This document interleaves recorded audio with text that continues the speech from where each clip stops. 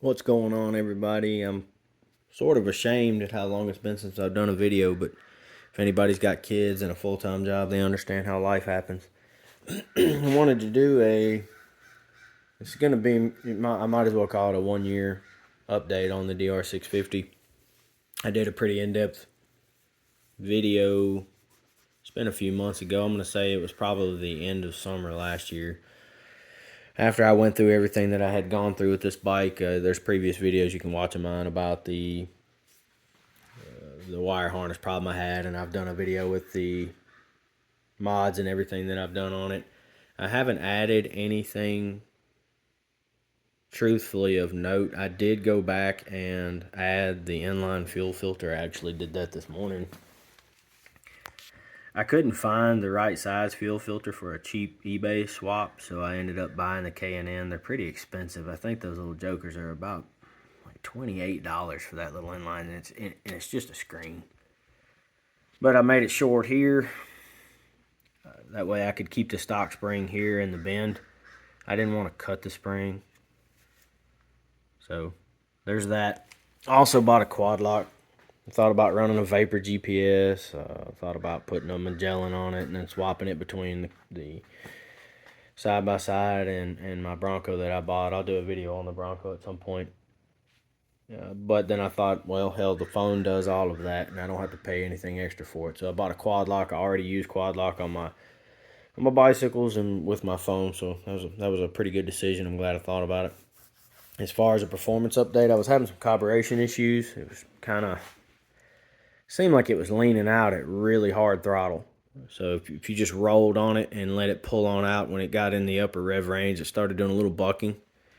It seems to have, for the most part, ironed itself out. Occasionally I will still see, or feel rather, a little bit of bucking if I'm really getting on it, but truthfully, these are not a ring it out kind of bike. They're in the torque probably in the middle to 60% rev range on these things, so running them up to whatever the RPM is on these, if I had to guess, it's probably about 8,500, 9,000 RPM.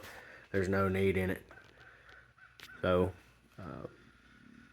that's that. I don't have a lot to say about it. I've told everybody in the videos before that the bike is, for somebody looking for an all-around bike that can actually take them down the highway, this is it. I mean, you can get a KLR 650, great street bike, but after that, unless you're just going to grandpa gravel ride, you don't want to take one of those bikes off-road. They're crazy heavy. They're kind of clumsy, in my opinion. I don't know, some people may have a different opinion on that.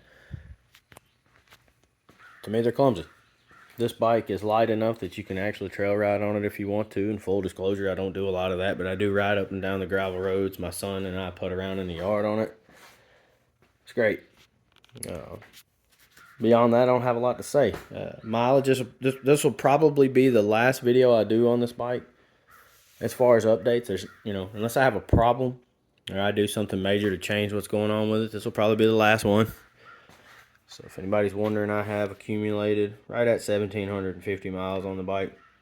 I do ride it back and forth to work a good bit. The mileage is going to go up pretty rapidly. The bike's really used for a commuter and a yard put around bike. So it's gonna see some serious mileage over through the summer. As far as the tire, I guess I could touch on that a little bit. You're not gonna be able to see this in the camera. And I got a little dirt on it this morning running around the yard. The tire, for 1,750 miles, I could probably at least get that many more out of it. I have bought some tires for this bike.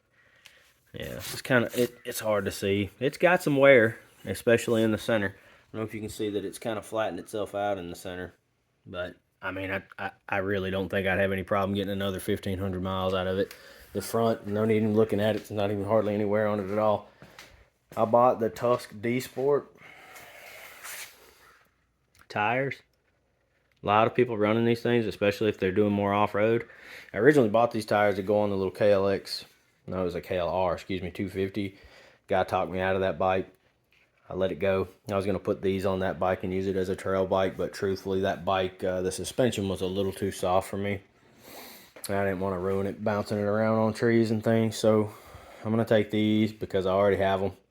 put them on the DR. I may regret that because of the road manners, but from what I've been told and what I've seen, the D Sport does pretty good. So apologize as always for the junky garage and the crappy camera angles and whatnot. I'm not a professional, just trying to share some information. So if you guys think of anything, if you want to know, I'm going to be riding this bike a lot this summer. I'll probably put another 2,500 to 5,000 miles on it, depending on what I do. So hit me up if you need anything. Real quick, mirrors, I've never put them back on there. I'm going to go back stock. I'm not going to spend any more money on this bike as far as adding stuff to it. So let me know if you got any questions. Thanks, guys.